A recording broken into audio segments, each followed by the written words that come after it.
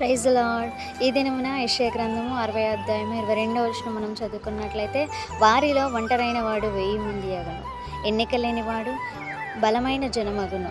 యెహోవానగు నేను త్వరలోనే ఈ కార్యమును తలపెట్టుచున్నాననే మాట సెలవిచ్చున్నారు. ప్రియదేవుని బిడ్డ, నేను ఎన్నిక లేని దాన్ని, ఏ యోగ్యత లేని దాన్ని, ఒంటరి దాన్ని అని నువ్వు అనుకుంటున్నావా? అనుకోవద్దు. నేను ఒంటరి దాన్ని అని అధైర్యపడవద్దు, చింతించొద్దు, బాధపడవద్దు. యెహోవా దేవుడు నీకు తోడై ఉన్నాడు. ఆయన నీ ఒంటరి పయనంలో, నీ ఒంటరి బ్రతుకులో కూడా ఆయన నీకు తోడుగా ఉన్నాడు.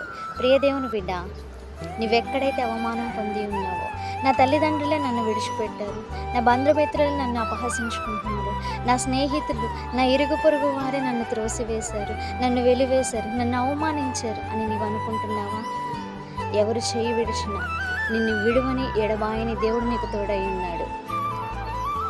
ఎవరు నిన్ను అపహసించిన, త్రోసివేసిన, అవమానించిన ఆ దేవుడు నీకు ఎనలేని ప్రేమ ఆయన నీకు అందిస్తూ ఆయన నీకు తోడుగా ఉండి నడిపిస్తున్నాడు. ప్రియ దేవుని బిడ్డ, నువ్వెక్కడైతే ఎవరి మధ్యనైతే అవమానం పొంది ఉన్నావో, వారి మధ్యనే దేవుడు నిన్ను ఒక పాత్రగా నిలబెట్టుకుంటాడు. వారి మధ్యనే దేవుడు నిన్ను నిలబెట్టుకుంటాడు. ఒక గొప్ప జనముగా ఆయన నిన్ను నిలబెట్టుకుంటాడు.